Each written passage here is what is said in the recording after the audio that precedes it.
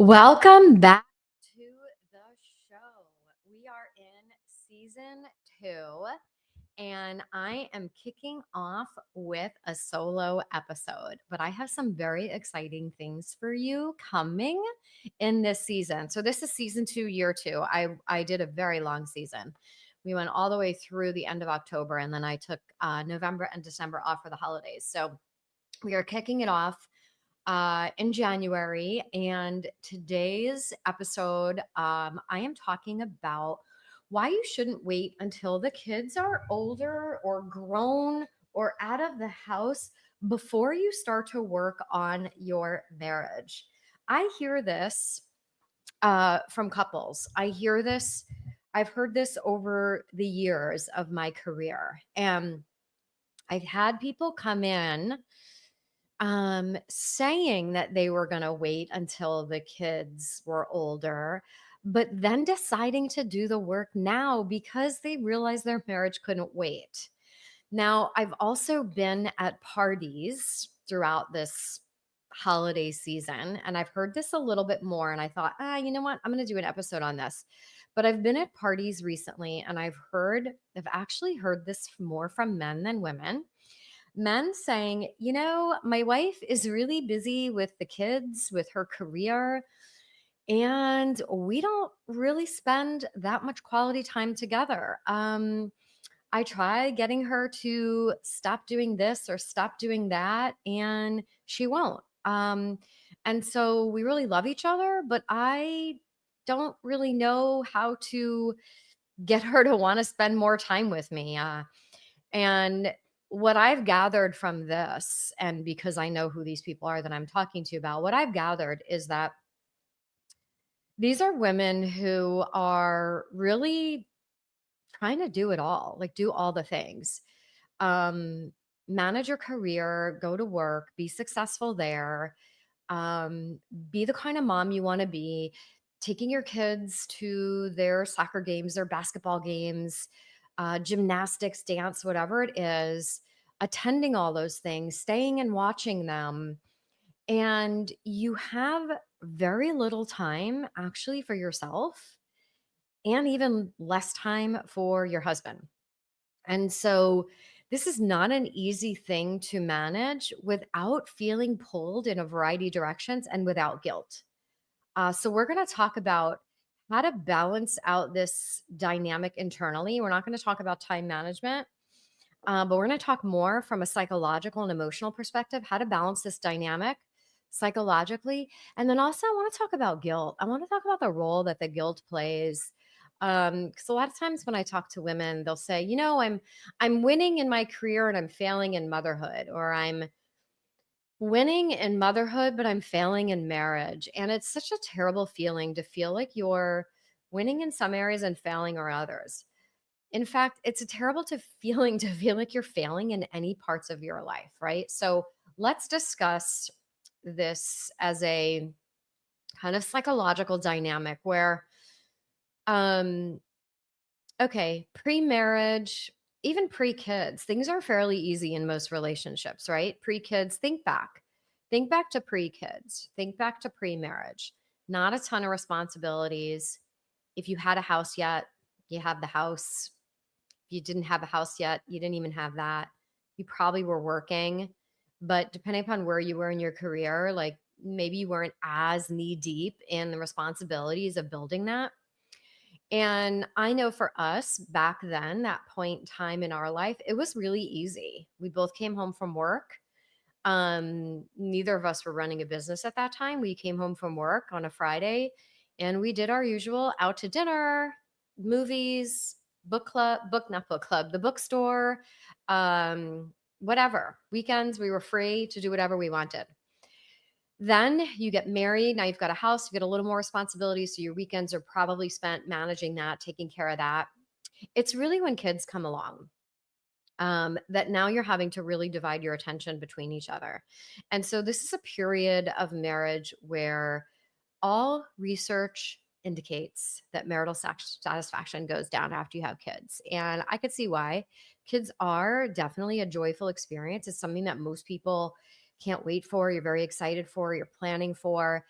And then you get them, and of course you're super excited to have your kids. You love them. But the reality is what's also happening as a parallel track is that the marital satisfaction starts going down, because the reality is you have less time for each other, right? Less time, less energy for each other. And if you're going to start putting effort into something, it's going to be into your kids. You're raising these kids. You want to make sure they're doing well, whether it's researching where you're going to send them to preschool or elementary school or high school, whatever it is. Um, you're also researching, the kinds of products that you want for your kids, the next high chair, the next stroller. You're also beginning to think about, okay, so now I need to start carving out time to help them with their homework. Then they're into sports, right? The list never ends. You don't need me to go through the list. I know the list is never ending. And so what happens is there is a very natural divide that happens between couples. So you have your baby, you're both so connected leading up to the period of having your baby. You have your baby, you're in the hospital, you're super connected, very connected, probably even those first few months. And then this level of preoccupation starts to intensify, mostly for women. This is it's a normal evolution. Women become preoccupied with their babies, and of course, if you're the primary feeder, whether you're nursing or not. But what we see then is perhaps not a pulling back from that normal preoccupation. It continues. And men are sitting there waiting. They're like waiting. Okay, so when is it going to be my turn? When am I going to get the attention again? And I'm making a half joke of that, but it is true that when is it going to be their turn again? And so what we would normally see is that gradually, as kids start getting a little bit older, let's say toddler, and they start being able to, maybe their diaper change, they're potty trained, so they have a little bit more time for you. Um, you have a little more time for your husband, rather, and he has more time for you. And then they start feeding themselves more, and so we start to see a little bit of a gradual increase in the availability that could be there potentially for you and your partner in your marriage. But you have to be intentional about that, actually, because the easy default position is to keep the preoccupation and the focus on raising kids. And I've sat with plenty of couples who have said, look, we only have them until they are 18, or we have them right now, but when they're teenagers, they're not going to want to spend time with us, and we want to spend all the time we can with them. And I completely get that and understand that. The challenge with that is, how do you do that and also make sure that you are giving them the kind of independence they need gradually to begin to become more and more self sufficient, and also giving them the kind of independence that you need in order to have the space to give that energy to your marriage, because the reality is your marriage can't actually wait 15 years or 18 years until either one of you feels like you don't have to give even an ounce more to your kids. We do have to be able to find a way to divide our attention there. And it's not really the attention, it's the energy, it's the psychological and emotional energy. So, what I say to parents like that is like, look, I absolutely understand that. But the other reality, this is something I got from my mother in law. My husband has said this to me since we met, and it's something his mother in law said. And this is how his mom parented, is that you raise your kids for someone else, not yourself. And that is wisdom. I agree. You raise your kids for someone else, not for yourself. So, what we want to be able to do is we want to be able to, yes, of course, have time really enjoying them, but it's technically not about us. It's really about them. It's about giving them the skills and the space and the mindset tools and the paradigm shifts that they're going to need in order to be independent. They also need to be able to see us as two parents who know how to balance both attention for them without losing the couple, without losing the relationship, without losing the marital dynamic. Because if they are looking to us for a model when they get older and they're looking at a relationship, we don't want them to say, my parents gave up their entire relationship to raise us. And then when we left the house, they had nothing in common.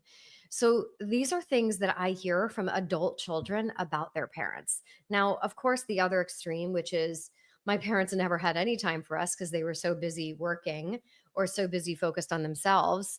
I hear that less. So busy focused on themselves. I might hear they were busy working. But what you want your kids to be able to leave with is that they knew they were a priority, but they also knew that you prioritized your marriage, that none of this would be here if it wasn't for your relationship or your marriage. And I want you to think about your marriage as the glue for the foundation of the family. I want you to think about your marriage as being the barometer for the level of harmony that your household can have. I want you to think about your marriage as the four pillars of the foundation that we need in a house that holds a house up. So it all should start and end there, which is why I say waiting for your kids to get older to address deep issues in your marriage, to nurture it, to nourish it. I wouldn't do that. I wouldn't recommend doing that.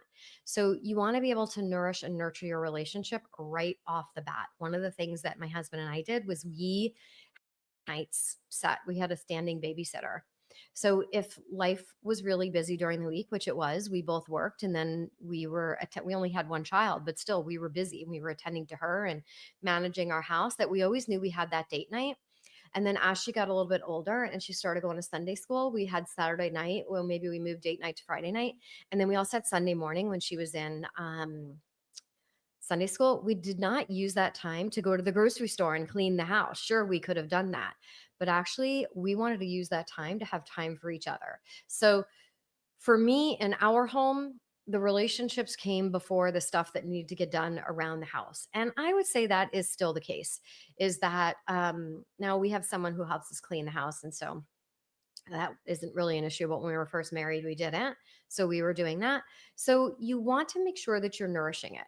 If that's a day date, if that's an evening date, if that is 20 minutes twice a week before bed, if that's morning coffee, if that is a lunch date where you meet each other while you're both working in the middle of the day, whatever that is, get really creative. Don't put this on the back burner for years. Months is fine, but we're talking years. Don't put this on the back burner for years. Nourish it, and it can withstand being on autopilot for a little while if it needs to be, because you've nourished it. Then it can get back put on the front burner while you're giving it the kind of attention that it needs. So just think about, like, you're always sort of like adding a little here, taking from there. If you think about a pie graph and the slices in the pie, all the pie slices don't have to be the same exact size, and they don't have to be the same exact size all the time. They get to change day to day, week to week, year to year, and developmental stage to developmental stage. So that is it for today's episode. This is a shorty. And I want you to check out the show notes, because in the show notes, I've got some other things for you. I've got a new free quiz there, and I have a new free masterclass, both of which are linked in the show notes for you. You can go ahead and check those two out. And you can look forward to more weekly episodes dropping. And I'm going to be bringing my husband on the show. We have probably two, maybe even three episodes lined up that we're going to do jointly, which I'm super excited about, having something more conversational. So until then, I will see you soon.